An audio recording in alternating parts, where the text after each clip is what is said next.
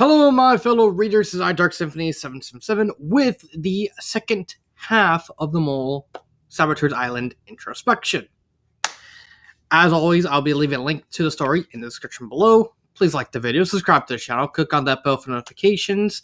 If you'd like, please help out with the channel. I don't want to say this a lot because I think that's kind of rude. And as always, leave a comment in the comment section below on your thoughts of the video. So let's just get into it. Where we left off, we actually left off at the end of episode 4 with Diddy Kong's elimination in the Elimination Roulette Challenge, where everyone was given a chance to try and get a exemption, but Diddy, because of his cocky nature and bossy nature, kind of screwed himself over. So we enter episode 5. We leave Rico Harbor because that's where the elimination at episode 4 ended, and we enter Pinata Village. For those who don't know, Pinata Village is probably one of the two most well-known locations because of the Chuckster meme. I'm a Chuckster. Yeah, that exists. And we get some information. So for those of you who don't know, Diddy in the Watermelon Challenge in episode 3 was managed to find an exemption. However, before that episode's elimination happened, Diddy lost exemption. What happened was Lovey actually took it, and we actually found out at the beginning of episode 5 that Wario knew that Lovey took the exemption. So why did Lovey take the exemption? Well, because oh, dang. Word in my throat. Basically, Lovey wanted to keep her ideals. She didn't like the fact that Diddy, throughout the rest of that episode, was bragging about having the exemption. Lovey wanted to make an example out of Diddy Kong, and so stole his exemption for the sole fact of really just trying to get rid of the guy. Granted, Lovey did actually reveal in that same episode, in that same part, that the reason she didn't keep the exemption because more likely, McBallyhoo is the type of character throughout the stuff, something like the mole, he probably would have actually allowed the exemption, the steal to happen, because she technically has it. It's kind of vague with that, but she didn't want to take any chances. She'd rather that nobody have the exemption unless her. Again, the reason I'm saying this out front because it's actually going to play a part later near the end of the story. It's going to be very important. Just so I let that know. So we enter Pinata Village and we get a challenge. The first challenge of the episode. It is what's it called? Snap to See. There we go. This game, now, fun fact before I actually get into this game is actually loosely based off a mini game from Mario Party DS called Camera Shy. I have to actually describe Camera Shy because it was it's kind of the same thing. Basically, it's probably the best mini game in Mario Party DS where you're stuck in a little cornfield, miniaturized like cameras. You basically try and take a picture of the other players.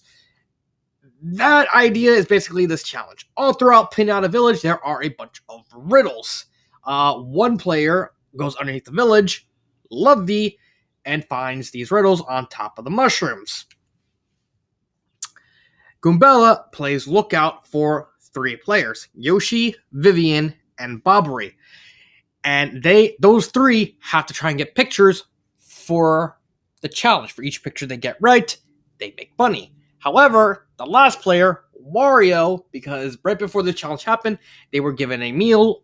In the middle of the table was a camera. Wario picked up the camera, so technically he gets this special job.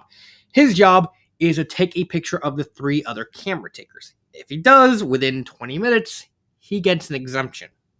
So basically, the other 5 pairs, they have to try and keep Wario from getting an exemption. Do they succeed? Yes, but that's more Wario inadvertently messing up at the end. Because every time Wario takes a picture, there's a visor that drops over and he can't really walk around. And he'd get disqualified if he tries to take it off. It's very much implied. It's never really stated out much in the story that But we all know that McBallyhoo is actually watching everything happening, so he would know the moment Wario took off this camera, he'd probably say, you ain't getting the assumption, no matter what. But that didn't come into play. Let me see. Yes, there you go. For each riddle answered and taken a picture of, they get 5,000 coins towards the pot. There's a total of 30,000 coins up for grabs. What happened? Well, they kind of won some. However, there is a reason why they got about 5 pictures right. However, 2 of the pictures are kind of off and kind of explained. The first one is actually the final picture. The picture that Lovey gave was to Vivian to basically get a picture of their opponent. Basically, the last picture, Vivian has to get a picture of Wario. And so at the end, they rush towards each other, they take the picture, neither one really get a full body picture of the other. However, I did say, can't take the picture of the hunter. Well, of Wario. Lovey left out to take a picture of all of Wario. Vivian only got a picture of a small part of Wario. So they got pissed. But what happened with this? Well, again, just like with the whole Diddy Kong exemption thing, this is actually going to play a bigger part later down the line. So we're going to leave this part vague for right now. The other one is a riddle involving pinatas. 4 plus 1 equal a family. Take a picture of all of them. This one is actually explained in the story as in the part where this riddle was explained, both Goombella and Lovey are actually talking over each other to Vivian. At this time, Yoshi's basically making Wario wander around everywhere. And Yoshi and Vivian is the one having to take the last 2 pictures. The one of the Pinata and the one of Wario.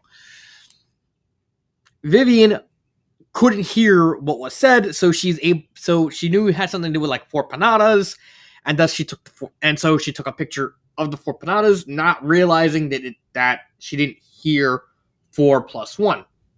However, this is actually going to play a part later in the story as well, for the reason why she had such a hard time remembering. Because there's actually 2 reasons. The talking over each other, and a specific part of Vivian's character in this story. Oh boy, yep. And the final part is Lovey's behavior throughout the challenge. That's the last big note. Again, this challenge is more specifically setting up what's going to happen down the line with Lovey. Specifically just with Lovey, with how she, since I technically spoiled it, how she gets eliminated. Because her behavior in this specific chapter plays a big part in how she goes later down the line. So, at the beginning of the chapter, Lovey has to jump across all these mushrooms, and so she's forcibly trying to open one of the lids that have a paper that basically has the riddle. However, she doesn't notice the lid, the handle to open it. Later down, we get the part where she's deliberately set up and skipped the part about Wario. Again, gotta leave that part a little bit later. Let's move on. The next chapter, we go to them in the hot tub in Pinata Village, with McBallyhoo the host carrying all their journals. And so he decides to play a fun little optional game. This is actually unique in the fact that this is completely optional. He flat out tells them, you don't actually have to do this challenge if you don't want to. But they all decide to ultimately do it. It's called Page 6. In it, McBallyhoo takes the 6th page of each journal, shuffles them around, reads them out loud, and one person has to guess who wrote it. For every page they read, they win some money. They have to basically guess, but they do get 3 of them right. So they win 15,000 coins. So what? Wait. Oh, wait. I skipped ahead. Yeah. They get 20,000 coins if they get 3 right. I was actually thinking of the next challenge because I forgot this challenge was like super short. This challenge is not even like half a chapter. and it's kind of like its optional chapter. They got 3 right. So what happened? Well, there's 2 things that are actually interesting. One, Yoshi's story is not even a journal entry. It's just a story. That's why I said story. It's really weird. Also kind of entertaining because it kind of goes full force and like, I'm just writing the goof off. However, the more interesting part of this challenge is the final journal entry. McBallyhoo looks at it, and he basically flips it around to them. It's a blank page. Lovey actually gets this one right. She basically does deductive reasoning to figure out who had each journal throughout the entire challenge and managed to deduce this blank page belonged to Vivian. Well, why did Vivian have a blank page? Well, again, going back earlier, Vivian revealed in episode 3, she didn't write in her journal yet. She still didn't write in her journal. What's going on? I'll save that for later. We move on to the final challenge of episode 5. This is actually the shortest episode. This actually goes by really fast. In the fact that we get a fun little tour. So, it's 5 with 1 person. Basically, McBallyhoo offers up this guy named Joe Safari to give a tour for one of the contestants. Bobbery takes him up. The other 5 players are led to the entrance to Panada Village and a table covered with mushrooms. And so, they are given the challenge of the fungi prediction. Nice name. One second. I completely forgot to turn off the sound of my phone while I record. I gotta remember to do that again. The fungi prediction is as follows. They're gonna watch a video chronicling the tour between Joe Safari and Bobbery. Then they are given to choose 1 plate of mushrooms. 1 is sour, 1 is sweet, 1 is spicy, 1 is one is like super spicy, and I can't remember the last one. And Bobbery will be given a choice of 5 task between 5 points. And they must choose as a group which choice he's going to do. For instance, there's going to be one where he where he passes by some garbage. They have to choose. Is he going to pick up the garbage or is he going to pass over it?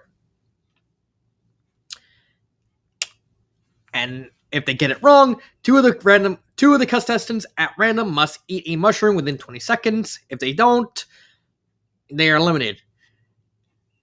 Each contestant that survives at the end of the 5 pages, they will get about 5,000 coins into the pot. At the end, we get 3 people who survive: Lovey, Wario, and Goombella. No, wait. Lovey, Wario, I think it's Vivian. No, it's Goombella, Wario, and Lovey. There we go. So, what happened? We actually get something very interesting that happens at the end of the chapter. The final task they have to figure out if Bobbery does is climb the gigantic tree in the middle of Panada Village. Lovey and Vivian actually notice something weird about this specific task. Bobbery does make it up. However, the tree is not that far from where they are. And when they get there, Bobbery's already down. Which leaves them wondering, how did Bobbery beat them down to the bottom of the tree? After all, he had to get a harness and willingly climb all the way up there. How did he know? How did he get down there before what's essentially just a very small walk? However, there is one other thing, and that's Vivian in a trance. They actually tie into each other. This plays a part in the story later, so we're going to move on to who gets eliminated.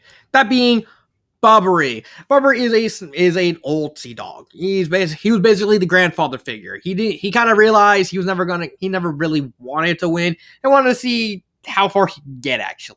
So he never really cared that much about victory. He just wanted to see, can I do this? I'll see how far I can get. Everyone respected him. He was a very humorous character. He did have a lot of good moments in the story, and overall, he was rather written well. He didn't have much of a character arc besides want to see how far he can go. But we got that. Better than nothing, honestly. We move on to episode 6. And oh boy, does episode 6 start off with a bang. How does it start off? With the 5 remaining characters behind bars. Yes, they are stuck underneath Delfino Plaza behind bars. And we get to the next challenge, the 5 into 1. It is a very, very psychologically daunting challenge. So basically, the players must work together to escape the sewers of Delfino Plaza.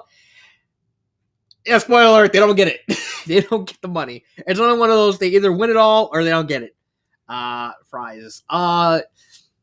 So, what happened?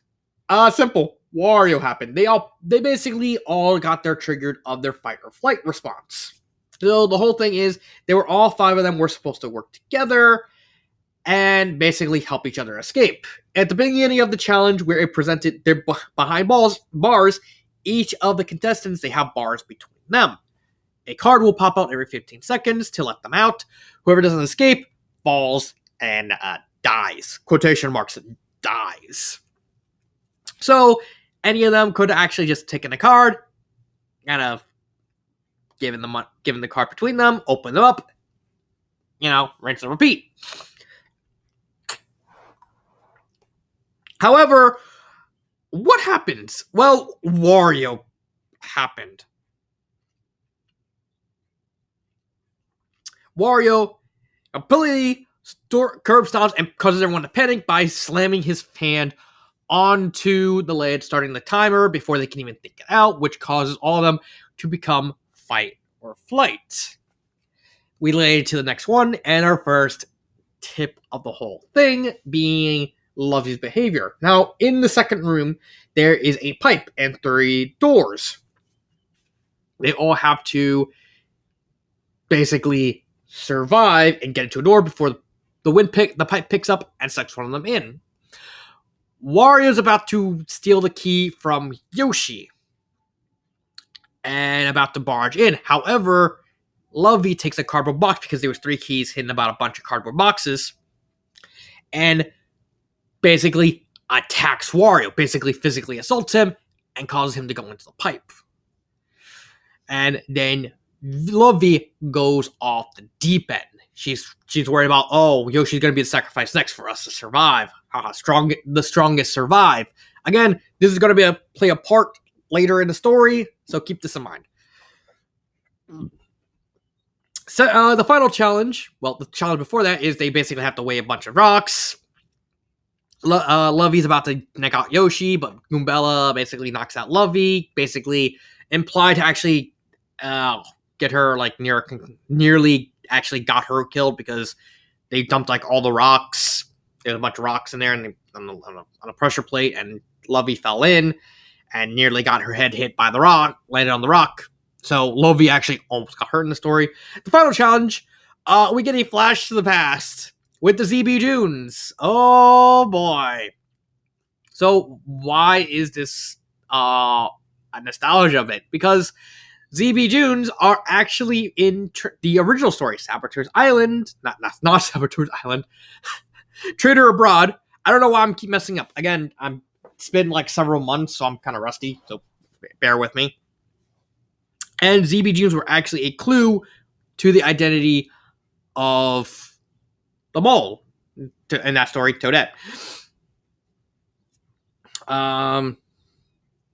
In the final challenge, Goombella and Yoshi, they're kind of forced to take turns. They can take a shot by the darts, and Goombella actually end up having to get detoxed. Well, Goombella and Yoshi both having to get detoxed because apparently the darts are so powerful that most people can only survive 2 of them, and they had to do twice that.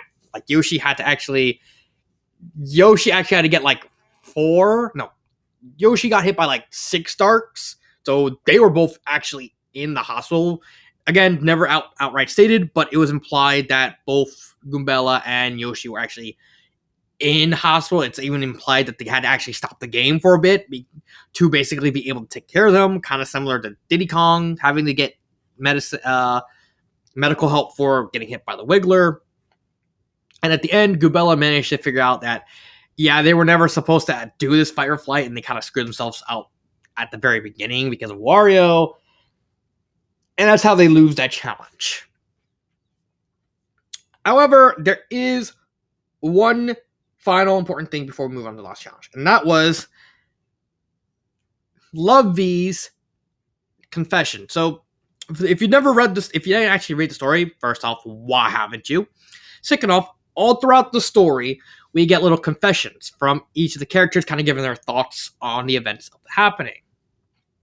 However, Love V's confession after this challenge is actually immensely important. I'm going to actually kind of spoiler it. This actually is actually foreshadowing to how she gets eliminated. Let me actually read it out loud. I'm a bit aggravated on how the third game turned out. Of course, it was impossible for us to have worked together at that point, but it made me think. Why did Goombella take such a striking action? Why did Yoshi sacrifice? How did Wario fail as the strongest? Is Vivian really the weakest? I think the game might have changed me a bit too. I know how far I might just go.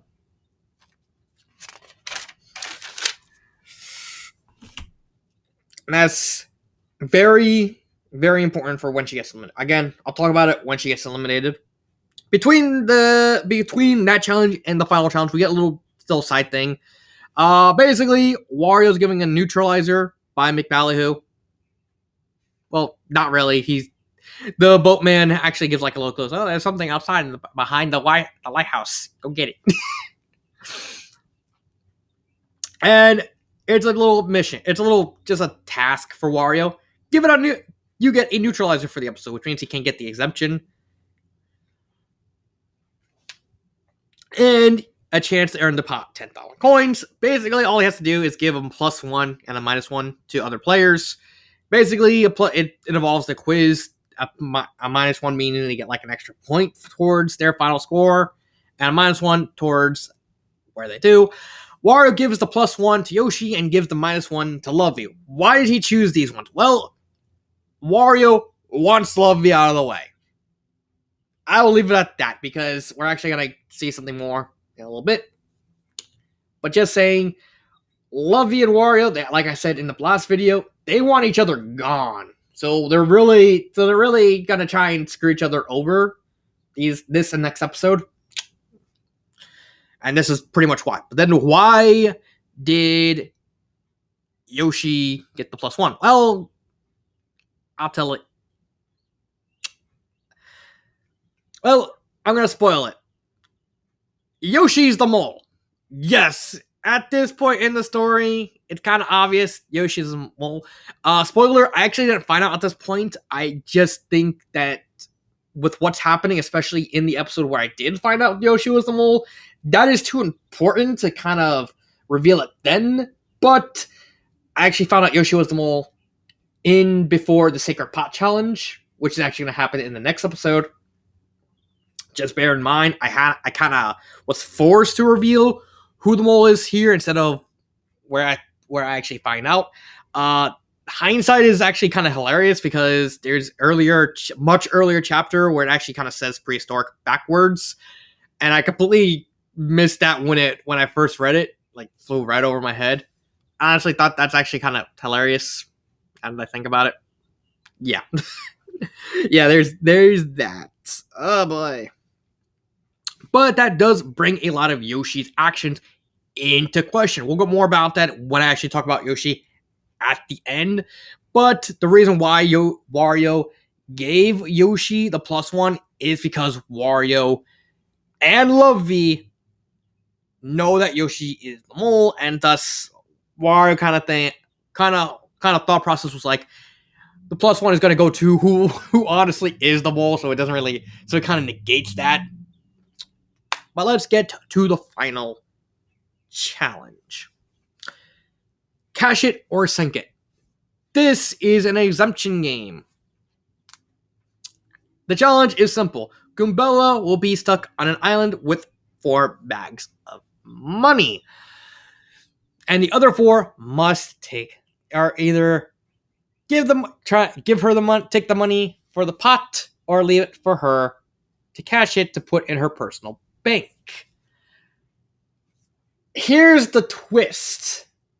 For every bag of coins that Goombella gives to herself, a hole opens up in the boat and starts to sink. If the boat sinks, Goombella doesn't win an exemption.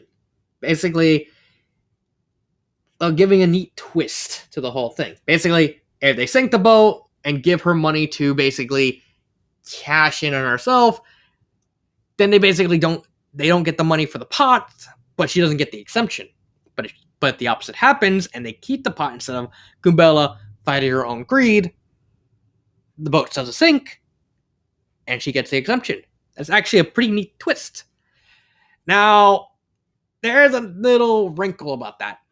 Goombella is also guarding a little pan that basically will allow whoever's in the boat to basically sink the boat on their own.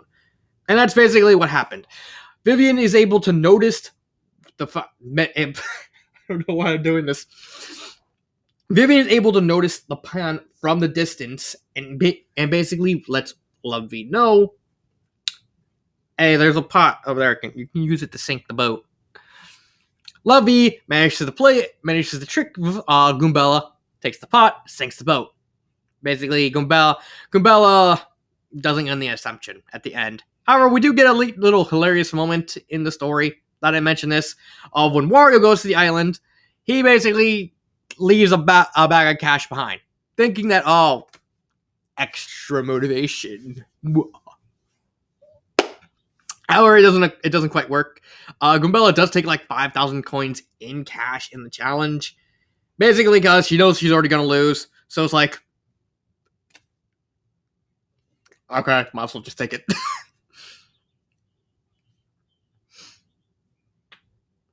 There are no interesting notes besides that little gag, but it does play a part. We're now sitting at 174,000 coins. There are a couple of notes. There is one note that plays a part here. Lovey and Vivian hang out. Again, this is actually going to play a part in the Sink Your Pot challenge, so I'm not going to mention those yet. Finally, we get to elimination, and Goombella is eliminated. She was very spunky, she was very snarky, as very in character for Goombella. She was the smart one. Everyone kind of thought she was going to be, Wario was actually thought she was going to get ahead, foreshadowing for next chapter as well. And honestly, it's implied that Goombella might have known that Yoshi was the mole as well. However, she changed her mind at the last second. Spoiler alert, basically what happens is she was split between 2 characters throughout most of the game. Yoshi and Vivian. Mainly because of the stuff like she couldn't remember, she didn't write in her journal, and the events of page 6 in the previous episode didn't help. Goombella thought to take a risk, vote Vivian in this chapter, bit her in the butt. The cost of the game. We're now into the penultimate episode. Oh boy, this is where it gets very, very interesting. Yeah. Sorry, I was checking. Something just happened. I had to check it. So, moving on to the penultimate episode, we go to Delfino Square, which is actually a unique location in the story. Kind of, sort of. It's actually a racetrack in Mario Kart DS. However, for the purposes of this, I'm calling it an original location. And we got a bunch of minigames. I think this episode technically has the most minigames across all three mole stories. So take it as you go. So McBallyhoo is given a fruit and a boxing glove. They basically pick, who do you want to pick? Mental or physical? The team are actually with the fruit, Lovey and Yoshi, and with the boxing glove, Vivian and Wario. This is actually important because, again, like with Wario giving Lovey the -1, Lovey chose our specific actions here to try and screw over Wario. Basically, what happened is she thought, well, have one boy and one girl be on a challenge, and she picked the fruit, and basically managed to get everyone to kind of say it's not a swerve. Turned out it actually wasn't, and tried to get Yoshi to team up with her. Why is this? Why does she want Yoshi to be with her? Well, with Yoshi with her, that makes Wario not be able to know what they're doing, since all the quizzes have questions related to what they're doing. If Wario can't see what Yoshi is up to, which means Wario can't answer his questions. And we'll get to what's called Delfino Duels. It's basically each team has a series of 3 challenges they have to try and complete for small amounts of money. And let's get into it. With Lovey and Yoshi, they have to do stuff related to the fruit that they do, while with Wario and Vivian, they actually have to go against Il Pianissimo from Mario Sunshine. Spoiler alert for Age Elevation. This is not going to be the last time we see Il Pianissimo in Chris Etcher's story. He's going to be in the next story as well when I get to that story.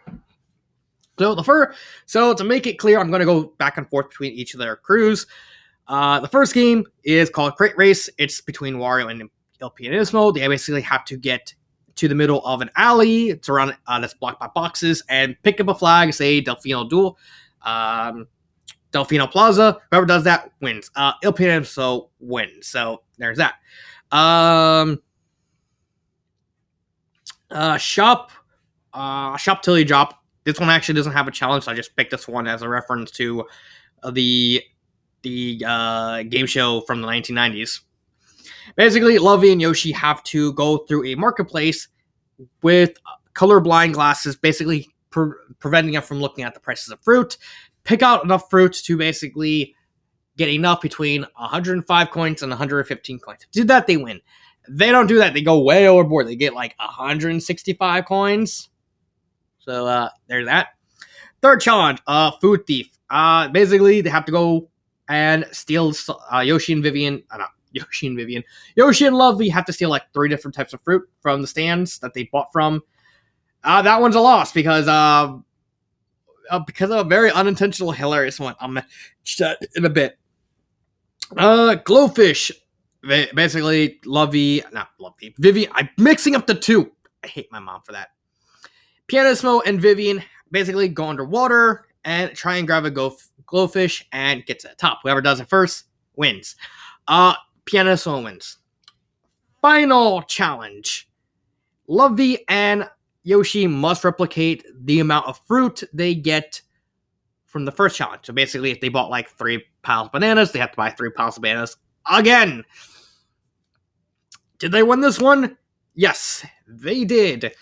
And the final challenge of the Wario and Yoshi side, Wario and Vivian side, I really hate my mom for that, is they must challenge Il Pianissimo to a race in a big old reference to Mario Speedwagon from Mario Party 4.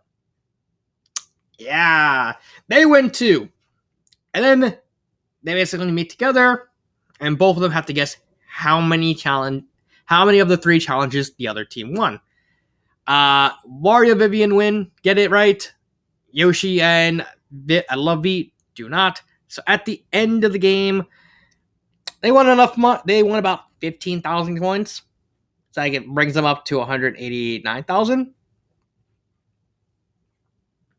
There is Two notes. These two actually don't have anything to do with the story, but they are something I think I'd bring up. The first one is with the Mario Speedwagon. This one actually has a very clever Easter egg where McBallyhoo, before starting the race, I actually have to look up where the story is because I need to actually marketplace. Yeah, there it is. Marketplace duels. Yeah, I'm trying to remember where that challenge is.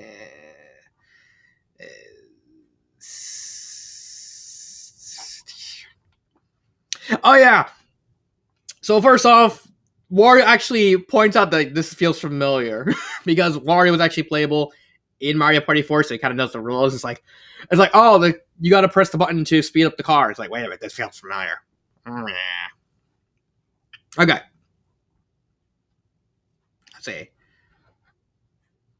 Let's see. Blah, blah, blah, blah, blah. Let's see. Here it is. McBallyhoo says right before the race starts, this race will go so fast that you may only need just a 10-second time limit to finish it. This is actually a clever nod to Mario Party 4. So Mario Party 4 actually has a mechanic in the story mode where each character has like their own separate birthday room because the theme of Mario Party 4 is Happy Birthday. And as they complete the story mode, each of the characters gets like a little gift for their room. However, some gifts are hidden behind certain achievements in challenges. What is the achievement for Mario Speedwagon? Finish the minigame in under 10 seconds. That's actually a really clever reference to Mario Party 4. Well done. However, the other note is actually a criticism I had about this probably my only real criticism, one and only two, of this entire story. I only didn't bring it up until now because this is where it actually gets really bad. And that has to do with the second challenges of the food stop of Lovey and Vivian. So, Vivian has to go underwater to catch a fish. And she's walking around and she gets tangled up in seaweed, or specifically her leg. There's a problem with this. Vivian doesn't have a leg. I actually forgot to bring my plushie from my friend's house because I got my Vivian plush at his house. But Vivian has a tail. She basically has a long tail that kind of sinks into the ground. She's a shadow siren. And so it really breaks immersion when we see the story flat out say, oh, the seaweed wrapped around Vivian's left leg. She doesn't have legs. She has a leg. If you said that, fine. You can do that. But it's even worse with Lovey, where Lovey, during the food thief challenge, in order to distract everyone from Yoshi trying to steal a fruit, she slams her head onto the food stand and then proceeds to grab her ankle. Lovey doesn't even have feet. She doesn't even have legs. She floats. Like, I'll try and post a picture of what both Vivian and Lovey look like on the screen somewhere. I'm gonna try. But it really breaks immersion where you constantly talk about characters that kind of have body parts that they don't have. Like, they're like throughout the story, you see the author tells like, oh, Lovey picked up something in her hand. She doesn't even have hands. She has wings. And you think that, well, maybe he's doing like a moe, like anthropomorphizing them, like turning them human. Except for the fact, at the beginning of the story, in the very first challenge, when Lovey's about to jump out of the plane, Boo flat out tells Lovey, it's like, well, we float. So if anything goes bad, we can just float down.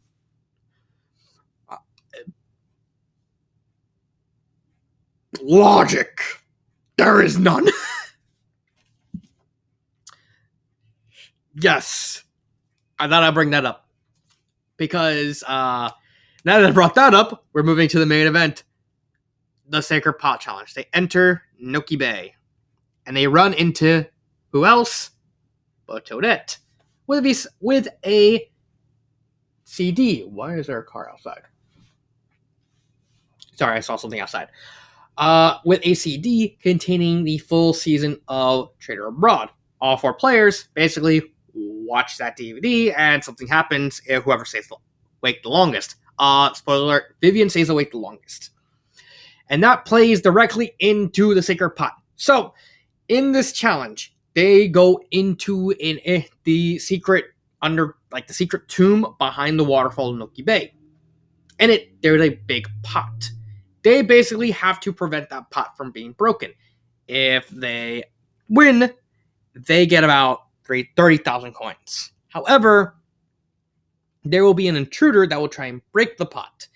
If the pot is if they break that pot, they lose the 30,000 coins, and also whoever is the intruder gets to take any extra money that's in the pot, because guess what? It's actually 40,000 coins. The pot is worth 30,000, but there's 10,000 more coins inside of it. Spoiler alert, Vivian is the intruder. So we actually get into the challenge. Wario kind of gets suckered in because McBallyhoo kind of foreshadows that the intruder's always going to lie. Lovey manages to find out at the very end that it's Vivian. However, an interesting thing happens. Vivian, for being the last to stay awake before going to sleep, is given the final exemption of the game. She breaks the pot, she gets the exemption. However, Vivian chooses not to even bother, saying, look at how much chaos each exemption brought to everyone. I actually completely forgot to write this down, but I actually gotta do this. Where is it? I think this is at the end. Yeah, there we go. Vivian says, I would never told you what I would do, and I'm making that decision now. And that decision is, I don't want the final exemption. You don't, Lovey says. And Vivian replies, no. The thing is, this won't help me win the game. Exceptions shouldn't even be allowed in this game. Ever since the beginning, it's a device that we use in order to cheat our way to the next round. I don't think that's right, especially now. I'm not taking something away that we both worked together on.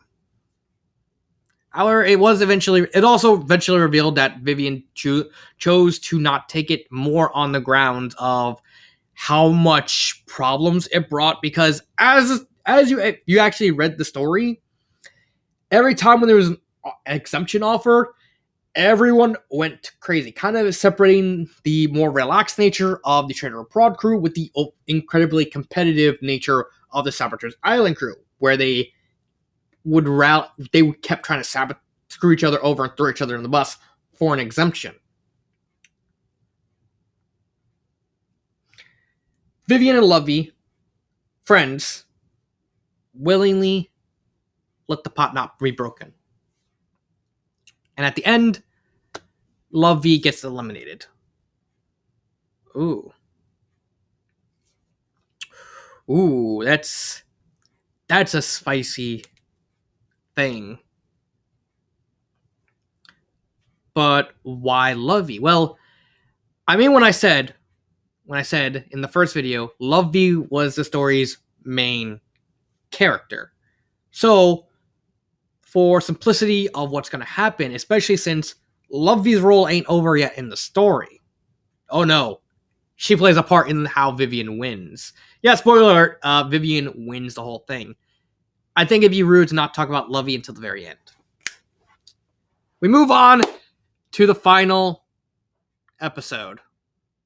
And the first challenge we get is the 3-question challenge, a throwback to Trader Abroad.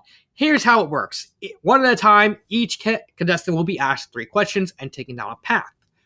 Those questions will be something weird that either would Yoshi do this or Vivian do this. For instance, if Wario was the one getting asked the questions.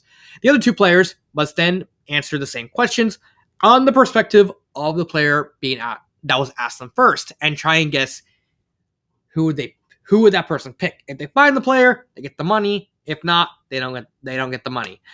They only really get one person right. They found Wario. However, they managed to not find Vivian or Yoshi. So there's that. And we're taken to the final location of the story, Serena Beach. Fun fact: I actually thought for the longest time, before reading the story for this video, for these 2-part videos, I actually for the longest time thought the location was called Sienna Beach, because sienna is actually a color, and if you actually pay attention to like the scenery around, the entire beachfront is kind of layered in a sienna-esque composite, not composite, color, and that's palette. There we go. In a sienna palette, so it's like, I just thought it was kind of cool. I didn't think it was called Serena for a long time. I just something goofy. However, what's more important is Serena Beach being the last location is actually very fitting, as in the beach is constantly shrouded in a sunset, signaling the end. Not to mention, Serena Beach is arguably the most iconic location in Mario Sunshine. Not only is it shown to be like the best, not only does it have arguably the best collective missions of the entire game, it probably has the most iconic moment of the game with the Phantom Manta. Serena Hotel is a very iconic location, surprisingly, and it also really cool. So we have 2 challenges here. The first challenge is Luck of the Mole. This mission doesn't actually have a name. I just gave it that. Each contestant is given 5,000 coins out of the pot, of all things, and taken down to the Serena Hotel Casino, where they can win extra money. They basically have to gamble as much coins as they can to try and make as much. However, there is a risk that they can lose money. Basically, their pot will go down, but they risk it. And they ended up losing money. So at the end of this final quotation marks challenge, they have 238,000, the same amount as the Trader Abroad crew, surprisingly enough.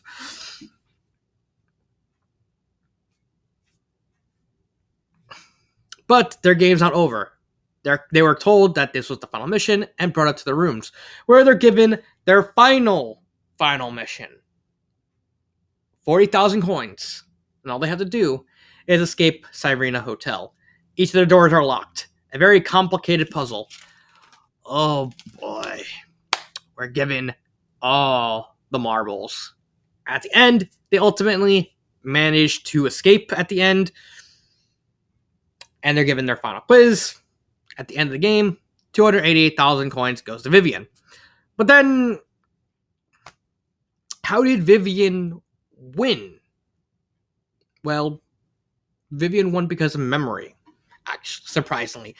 This was, well, not 100% memory, because it was leading up to the finale being Wario versus Lovey for pretty much the entire story. Like I said, they were constantly trying to screw each other over, and there was a lot of thematic consistency between them, i.e. the idea of those who were going against the flow, like Lovey, who will stand up for their beliefs no matter what, or those who will constantly buckle their beliefs down if it means going with the tide, like what Wario did. Going back to the exemption roulette, Wario cracked when Wario talked a big game when someone else was up for elimination, but he cracked immediately when it was his turn.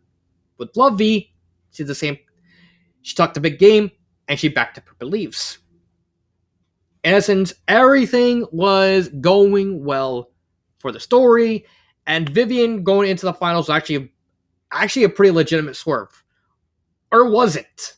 Well, this is where Lovey comes into play, because the only reason Vivian made it to the finals is twofold. One, Lovey managed to get Vivian to be convinced that Yoshi was the mole, because Vivian was actually going to choose Wario in the penultimate episode. And Lovey managed to convince her that it's Yoshi, because she remember back to when Vivian had frozen realization from the challenge involving Bobbery with the tree.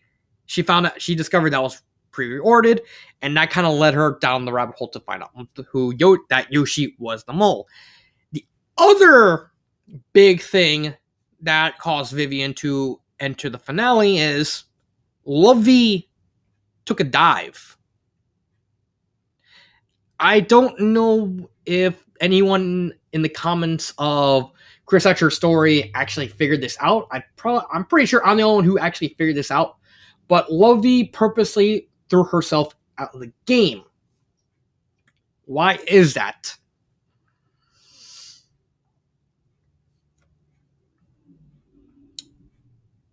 Well, we got to go back to the sacred pot, or better yet, various moments. Because, like Wario, Lovey knew that Yoshi was the mole pretty much the entire story. But it's very, very poignant after the sacred pot what Lovey was going to do. After the game is over, Vivian and Lovey are actually just on the cliffs of Noki Bay, staring at the sun. Let me see. Here it is. This conversation between Lovey and Vivian about basically about the exemptions. I've been playing this game really cruel, have I not? No, that's not true. Trust me, I have on occasion, and I won't let that get in the way of being a proper person. In this game, I think you can take any identity you want. And plus, I don't think you've been playing so bad. When I look back, and then Lovey introspects her, basically a little heavy foreshadowing with a confession. Well, Vivian is definitely a good person. Me, just not in this game. When I look back at the people who have been executed so far, said Vivian, I feel as though I took their spot. I moved on while they didn't. I don't want to say I'm responsible for them executing themselves. No, you made it here on your own, and that's the reason why you're here. I know you're not the mole, and I'm sure the reason you're here today is because you've been your intelligent self.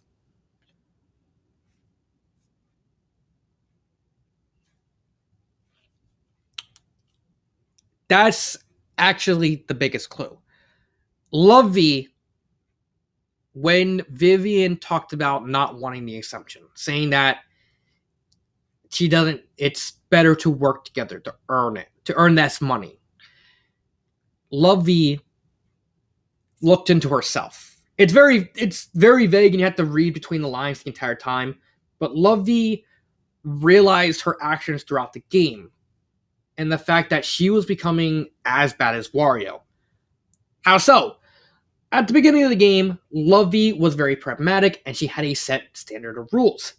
She always stuck to her beliefs. She always tried to break the rules, and as well as they benefit the team. But as the story goes on, you notice her changing. And that's because of Wario's over grotesque attitude, constantly rubbing her the wrong way. And that leads to Lovey slowly, over the course of the story, compromising her beliefs. She, going back to the camera challenge, Lovey specifically didn't say the last line. You have to take the picture of all. You have to get Wario entirety, because she was so desperate to get Wario to not have that exemption that she deliberately left that out. And when Goombella called her out, Lovey completely tore into her. We saw her lose control of herself. She became bitter. She became angry. She basically, in her mind, after Vivian talked about the exemptions, she realized in her mind she became just as bad as Wario. And Lovey realized she didn't deserve to win. Lovey didn't deserve to win if it meant the fact that she became as bad, like on the same level as Wario. She didn't deserve to win in her eyes. She didn't deserve to have this victory at this cost. And so Lovey was subtly telling Vivian in this part that she deserves the win. Not me, not Wario. You. Because you were pure. You stood the course. Wario was a horrible person from the get-go. Lovey tried to be an honorable person, but but her competitiveness, her pragmatism, and Wario's attitude got to her, and it basically consumed her in this bitterness. And she realized that it's not worth it. Hence why in Agents Elevation, Wario and Lovey you actually see them actually being friends instead of being incredibly hatred to each other, because the game got to her so much that she didn't think she deserved to win, which is why Lovey took the dive. This also explains Wario's reaction after Lovey got eliminated, because Wario was convinced at that moment he was going to get eliminated, because Vivian and Lovey were kind of working together the entire story, and thus Wario knew that I was probably going to win. Nah, I'm going to lose. And thus was completely sideswiped by Lovey getting eliminated. Granted, Wario didn't know Lovey took a dive and willingly let herself go. There is, and if anything, not only that, but probably this Vivian winning was actually the safest choice in a meta kind of thing, because if Lovey was involved in the finale in any capacity besides the way it played out, it would have been seen as a sort of like cop-out if Lovey didn't win, or if Lovey did win, it would have been seen as anticlimactic because the obvious choice would have won. Spoiler alert, the obvious choice in the final story, the author kind of plays his hand way too early and kind of makes it clear who's going to win in the final story. However, that's Agents Elevation plays out completely differently from Saboteur's Island, so that kind of gets an excuse. This was kind of a lose-lose situation. If Lovey was in the finale, either against Wario or against Vivian, there would have been no real worthy conclusion, because either Lovey wins, is a very obvious choice, or the other person wins, it's seen as an asshole or a cop-out. No one really walks away happy in any regard. So Vivian winning, probably the safest choice. But going back to Vivian, how did she win? Well, memory. Remember back early in the first part where I said she didn't actually know who she didn't write down, and in page 6 her journal was blank. Vivian has a photographic memory. What a photographic memory is, for those of you who don't know, photographic memory is a type of a type of memory bank people have involving visual aspects. So basically, someone like myself with photographic memory, because I got photographic memory, will have a very easy time taking a mental picture. So like, say you took a picture, like you look at a painting, you're looking for a quick second, and then you're given a assortment of paintings that look similar, but only one is the right one. 9 times out of 10, the person with the photographic memory, they're able to accurately guess which one is the right one just by staring at it, and thus keeping that mental block in their bank. Lovey managed to convince Vivian that Yoshi was the mole, and so after that, Vivian used her photographic memory to write down everything that Yoshi did in order to keep as good a memory for the final quiz as possible. Just like Wario, Vivian didn't know that Lovey was going to take a dive, but Vivian was kind of going under the assumption that she was going to go into the finals against Lovey, a sort of like master of two friends against each other sort of deal. And using this knowledge with her photographic memory, you're able to guess which questions she got wrong, meaning she got about 17 out of 20 questions right. They are the questions of how many pictures during the Snap and See challenge did everyone take together. Vivian was basically hiding in a bush the entire time, so she wasn't able to actually able to remember, since she never actually saw how many pictures everyone took. The 18th question, being that who is the mole's star sign, like Yoshi, I think it's a Sagittarius sort of thing. That detail never actually popped up in any question, so Vivian couldn't remember. And plus, being told the birthday, meaning more than likely Vivian probably wouldn't have remembered anyway, which is the same reason why she probably got question 12 wrong, which was about page 6. How from 1 being the shortest to 6 being the longest, how long was the mole's question? Since photographic memories focus more on visual instead of audio, and since McBallyhoo was actually reading out loud, Vivian more than likely couldn't remember how long Yoshi's journal page was, meaning there was no way for her to actually get that question right. So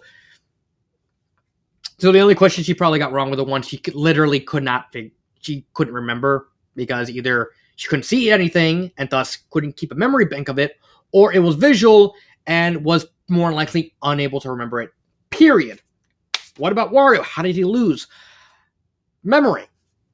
I foreshadowed this earlier, but as the only reason Wario actually lasted as long as he did was he knew that Yoshi was the mole since episode 2, and thus was only able to remember, just try and keep track of what Yoshi specifically did. Hence why throughout the rest of the story, Wario tried to stay near as Yoshi as possible to try and help him remember.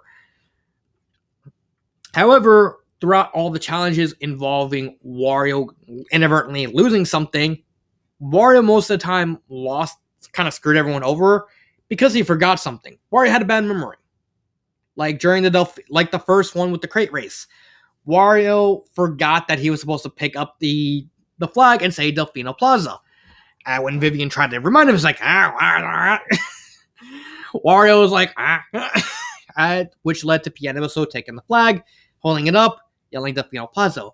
Another hint towards this is right before the elimination where Goombella was eliminated, McBallyhoo actually asked him, where did each elimination spot take place? Wario was the only one who actually slightly struggled. He got Slaughterhouse and Rico Harbor, which was where Diddy Kong was eliminated. And again, Wario only got as far because he knew Goombella. Well, then how did Wario know that Yoshi was the mole?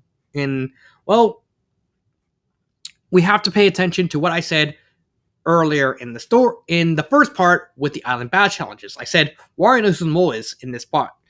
Well, then how did Wario know that Yoshi was the mole? Well, because of where Wario was in relation to everyone else.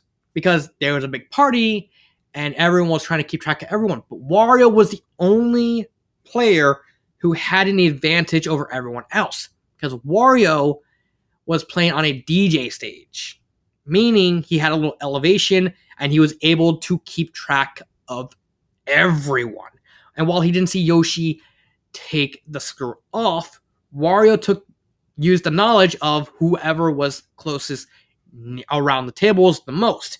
And it came down to him, Bobbery, and Yoshi. And he realized Yoshi was the only one with enough skill to actually be able to unscrew the table without anyone noticing. Everyone else was pretty far away from the tables, and thus wasn't able to tell. Nobody else knew that fact except for Wario, because he was the only one actually paying attention. This is actually revealed in the aftermath, where it kind of reveals how he knew. He pretty much connected the dots because he able to do that. Again, it helps that Wario was paying attention to everyone, because when he was playing the DJ, he was playing a song he really didn't like, and thus, instead of focusing on the DJ temple, he was focusing on everything, pretty much where everyone was at all times. But how did so that's Wario. But that begs the question: how did Lovey know? Well, Lovey knew almost as long as Wario did. Granted, Vivian only found out that Yoshi was the mole when Lovey told her. Throughout the majority of the game, Vivian and Lovey were working together, trying to connect the dots. Lovey knew, however, Lovey wanted to boost Vivian's confidence before getting the information on her. So how did Lovey know that Yoshi was the mole? The tarot card scene. You probably forgot about the tarot cards. Well, let me break it down. In this situation, Lovey was asking who to trust, and she had the tarot card set. But if you actually pay attention to the first video, I already said how many. I said all the cards: the 4 kings, the King of Cups, the King of Swords, the King of Wands, and the King of King of Wands, King of Cups, King of Swords, and King of Pentacles. And then an Ace card. 1, 2, 3, 4, 5. But at the time, there were 7 players. And Lovey is not counting herself. Meaning, at the very least, at this point in time, Lovey knows that Yoshi is the mole. However, Lovey was trying to ask, who can she trust? And it also helps that if you know how tarot cards work, if you actually look up what each of the tarot cards does, you're able to find out that each of the kings corresponds with a different character. One of them, Barbarico, Bella, Wario, and Diddy. And the ace, it was implied that the ace specifically was actually the Ace of Wands. Either Ace of Cups or, Ace of Wands, which actually describes Vivian. So she knew that Yoshi was the mole at that moment in time. However, we can go earlier. Before Wendy was being eliminated in episode 3, Lovey and Wendy talk about the mole, and Yoshi's in there with the room. And so when Lovey turns to Wendy, it said, "Beware of those you don't trust." And then she nods her head towards Yoshi. Doesn't seem like a big deal until the Riot Relatives Challenge, when Lovey is talking to McBallyhoo, and she reasons her idea on put your friends close and your enemies closer. And then we got a confession from her saying that she considered Wendy an enemy, but her being eliminated didn't factor into her plan. Meaning, Lovey was hoping that Wendy would pick up on the nod towards Yoshi. So at the very least, Lovey knew that Yoshi was the mole probably as long, maybe even longer, because there's vague hints that she probably knew that Yoshi was the mole from the very beginning. Again, Lovey was able to figure out the clue of the very first challenge with the durians just by noticing that there was durians above their table instead of the whole restaurant. So it's very possible that Lovey was able to accurately look and find clues that basically led her to Yoshi, and just kept that information to herself. It's very likely. Granted, once you get before her clue with Wendy, it becomes very vague, and you have to take a lot of guesswork, a lot of theory crafting. But there is probably enough to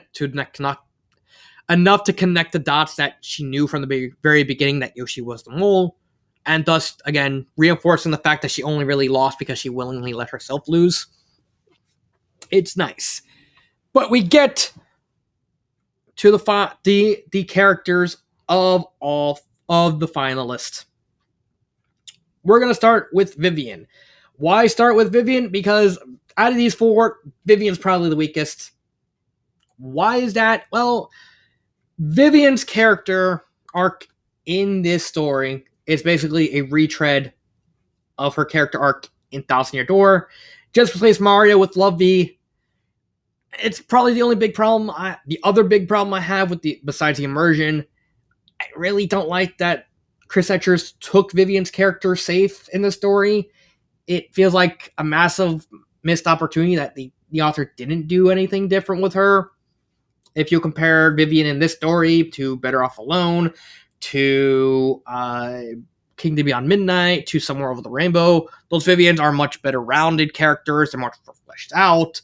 They have solid character arcs. And this one is just a retread of her already existing character arc in the game she's in. There's that. Wario. Wario was a fat bastard. That's just a perfect way to describe Wario. He was entertaining. He was very brutish. He was very rude. He pissed everyone off. However, Wario constantly kept himself playing the long game, and he only lost because he underestimated Vivian. Remember, back with Goombella, everyone underestimated Vivian. Yoshi. Yoshi was that guy.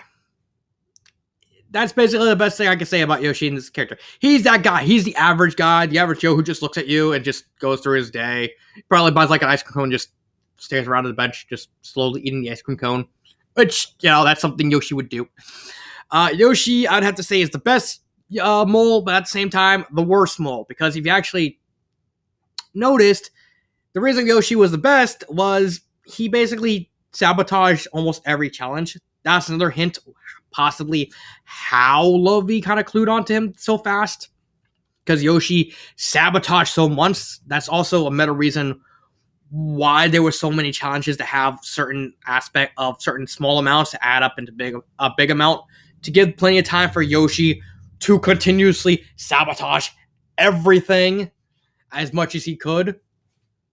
But he was also the worst mole because Wario and Lovey pretty obviously and easily figured out that he was the mole from near the very beginning. And so one of the mole's rules is that you can't get caught. It's not worth it if you're caught so early in the game. There's that. And finally, Lovey, the main character. Honestly, I would have preferred it that she won, because, however, thematically, it actually would have ruined her neat moment with Vivian at the end. She was a very pragmatic character. She was incredibly well written. If anything, until Agents of Elevation came out, I actually thought she was the best written character out of everyone, until a certain Kong showed up in the third story. Yeah, spoiler. And kind of stole her thunder. But yeah, Lovey was a very complex character that you needed to actually be able to understand what was going on between the words, between the chapters. A lot of the unsaid, the not said stuff, and the double meanings behind half of what she said, because she was a very mysterious character. There was a lot of doublespeak involving a lot of the action she did, so we never really understood what she said or how she said it or why she did it. It's all very mysterious, but it fits Lovey's character 100%. I can't have it any other way. And that is the Saboteur's Island. That's the entire thing. After this, I'm probably going to work on Agents of Elevation after I finish the next couple of reviews. So I will see you then. I had a lot of fun reading the story. It was a lot of fun. I can't wait to see what the author says about the story. I'm probably gonna message him afterwards, but let's hope for the best, and hopefully I don't goof up in the next couple of reviews. I'll see you next time. This has been Dark Symphony 777, and thank you.